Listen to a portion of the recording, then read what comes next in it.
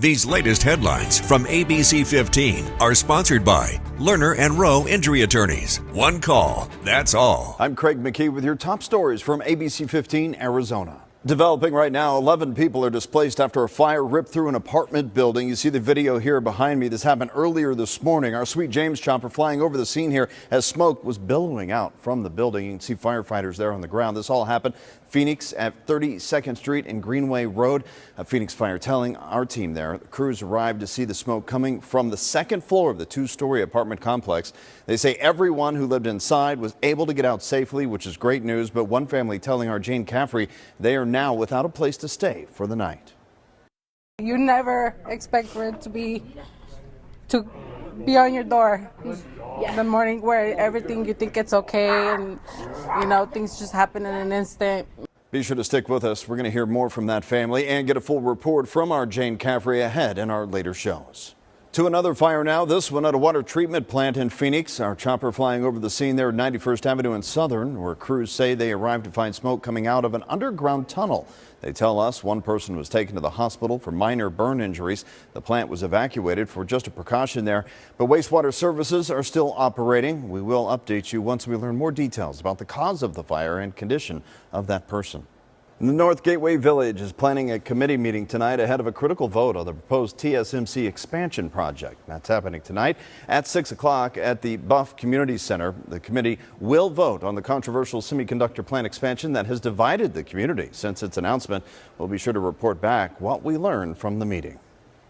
In the state of education now, ABC15 is following up on more potential school closures, this time in the Scottsdale Unified School District. Tonight, district leaders will discuss the possibility of closing Echo Canyon School and Pima Elementary. Our education team digging deeper, finding the district is also looking to merge a K-6 and a middle school, as well as starting to look at 6 other schools that could then be repurposed. We're going to be following up on tonight's meeting and the impact to Valley families. Following up on the future of our desert's most precious resource, Arizona leaders say other states are refusing to share in cuts to Colorado River water. The current sharing agreement expires in the next year. State leaders are now looking to D.C. to broker a water deal among the 7 basin states. Arizona has taken the most cuts during the ongoing drought. No matter what deal may come, environmentalists say with water levels still dropping, Arizonans will likely have to keep finding ways to do more with less. We need to be planning, but I think using less and watching our own personal water use, but also looking at what we can do as a state to use less to share this river, I think it's going to be critical. It's the only way forward. Well, because of current conservation efforts, despite the growth we have seen over the decades, Arizona uses less water today than it did 50 years ago. To an update now from the Grand Canyon. Officials from the national park telling us that they are closing the north rim to all visitors starting tomorrow. The closure comes 2 weeks earlier than planned because of incoming winter weather and ongoing safety hazards after the Dragon Bravo fire. Fire damaged trees and unstable ground there continue to pose risks for visitors. Officials hope the area can reopen again in May of next year.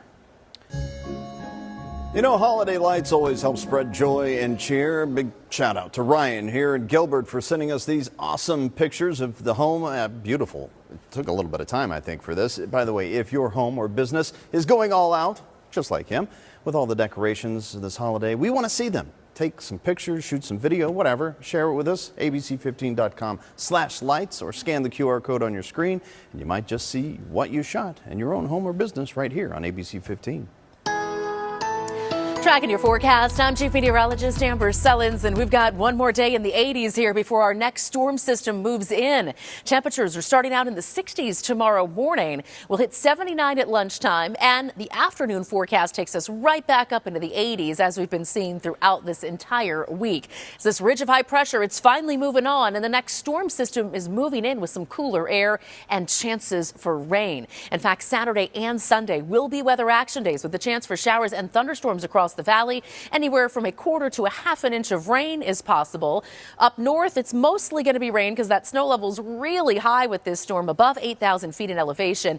And we're also going to pick up some winds across the state. Saturday and Sunday, some breezy conditions here and a little bit gusty near outflows from any thunderstorms that happen to develop. Best chance for thunderstorms will be in the Sunday forecast. And look at that temperature drop down into the low 70s Sunday and Monday. Another storm with even cooler air and more rain for the middle of next week.